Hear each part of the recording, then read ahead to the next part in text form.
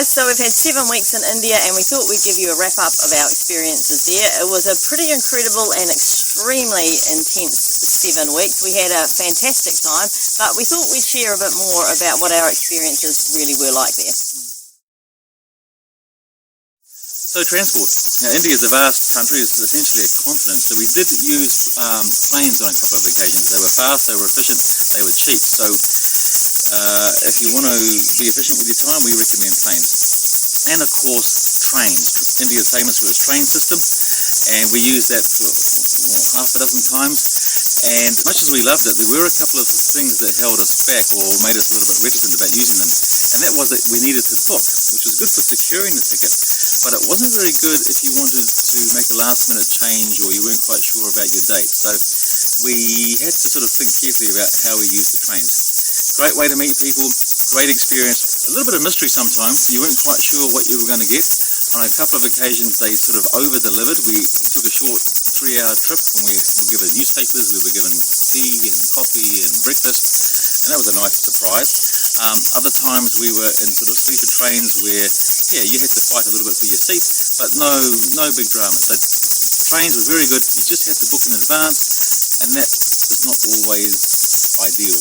The other thing about trains that didn't always work for us was the schedule. So they might have left at 4 o'clock in the morning, or they might have arrived at 1 o'clock in the morning, and because of our age, we wanted to sort of travel gentlemen's hours. And that brings us to taxis. And you might think, well, taxis around cities, that's a good idea, which it was, but actually between cities, taxis turned out to be a real blessing. So, for example, we might have taken a 6-hour taxi ride from one city to another, and that might have cost us 3,000 rupees or £30, that's 60 Kiwi dollars.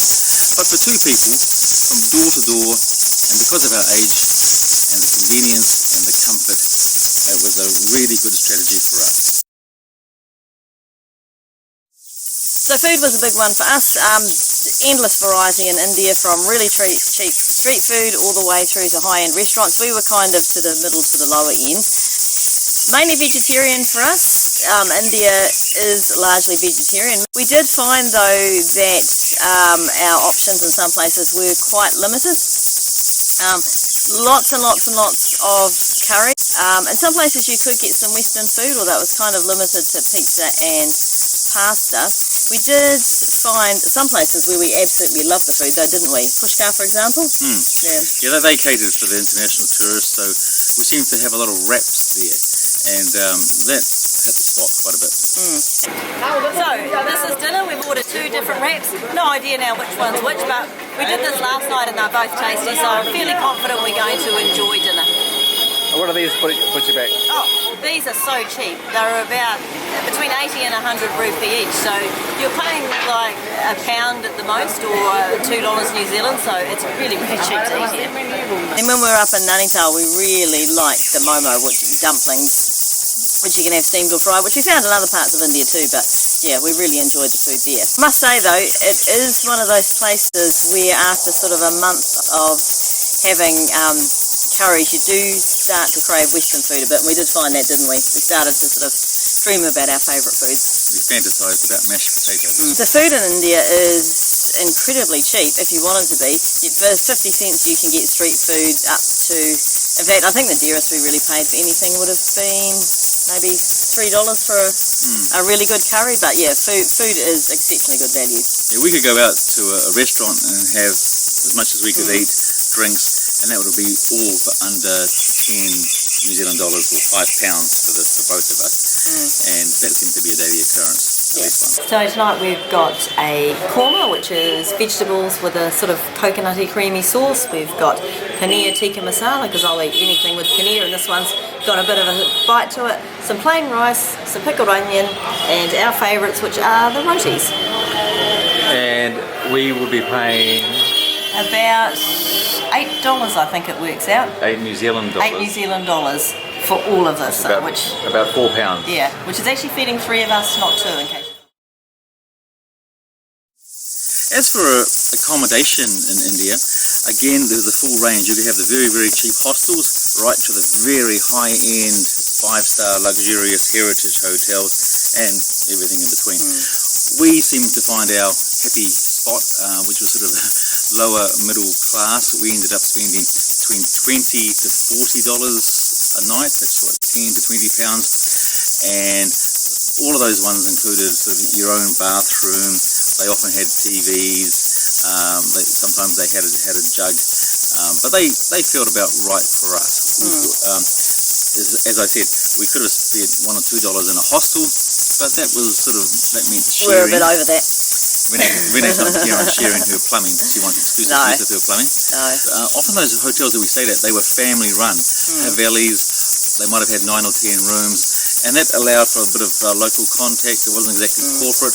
Our few corporate experiences weren't particularly interesting, but the family ones, they were fantastic. They were really good. I mean, we had one where we sat down our first night to have just dinner on the rooftop, and the owner came up and talked to us and said, come and have dinner with me tomorrow night. So we actually ended up going to his house. So that was quite a cool experience. So we got to see a bit of family life, and actually that was, I think, one of 2 occasions where we actually ate meat in India, didn't we? So we had mutton or lamb.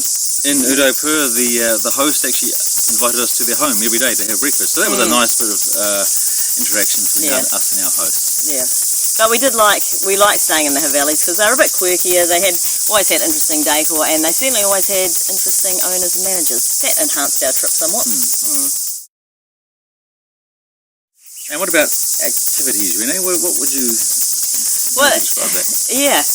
India is one of those places where you don't really have to go to a lot of tourist attractions as such, because everything you see is sort of a wow. People watching is a great way to spend time, but we did go and visit some forts, and the forts are incredible. And I guess our biggest one was going to see the Taj Mahal. But the attractions in India, they're extremely well priced. What else did we do? The old museum and gallery, again, very modestly priced compared to Europe. It was almost a non-event, the money that we had to spend on activities. Yeah, I mean, basically the whole place is one big attraction. And I guess actually the biggest attraction for us was going to the camel fair in Pushkar, which was absolutely free, but that was pretty incredible. Certainly something we hadn't seen before. How much did we spend all up? Well, we spent a total of 42 New Zealand dollars a day per person. That's about £20 per day. And we could have spent easily probably half of that had we sort of eaten and stayed down market and didn't use taxis or planes. If we'd gone for backpackers, hostels and street food, we would have easily halved that. Yeah. But we cruised along in a sort of middle class way, using taxis, living quite a decadent lifestyle, and that was $40 a day each. It felt like good value for money. We could also, of course, spend much more staying at the high-end hotels. You've got the whole range of tourists. Yeah, and I guess that's one thing with India too, and parts of Asia as well, is you really can pick the level you want to travel at. So you can do 5-star high-end, but you can also do it really, really cheaply. By choosing to use things like taxis and eating at sort of middle-class restaurants, it did give us a bit of, should we say, stamina. India is one of those places where you can get drained quite quickly. You're contending with a lot of people in a very tight space and a lot of noise. A lot of the food is not what you're used to. It's intensely hot or intensely sweet. And sometimes you just need time out from some of that. So spending a few more dollars, having a taxi pull up to your door, walking into a restaurant where they can shut the street off for a few moments, it does buy you more time. And we did find that towards the end of our 7 weeks, we were pretty tired and looking forward to a change of diet. Yeah, I mean, of all the places we've been to so far, India is definitely the most intense and probably the most amazing out of everywhere we've been, but you almost have to prepare yourself before you get there. For the big one for me was the noise. It's incredibly loud.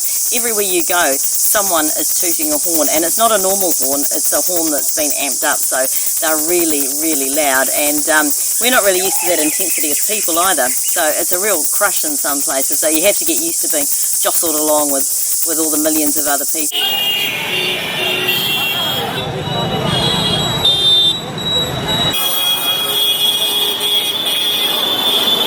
It is one of those countries that you love and that you can also hate quite quickly, but it really gets under your skin. And I think it's fair to say we will be going back, won't we? It's probably the top of our list of countries Yeah. we're going back to. The Yeah. people were fantastic. Amazing. Warm, kind, funny, very, very, Very funny, funny, in some yeah. cases. And every now and again, you did meet a rogue. And they exist in every country, Yeah. but those rogues, they just mean that you got to stay on your toes a little bit, and sometimes you have to just check and double check a few things. Yeah, But you do. Yeah, you do have to keep your wits about you when you're in India. And as a female in India, I think it's important that you dress appropriately because they do have a slightly different attitude there towards women. But on the whole, one of the best places we've been to.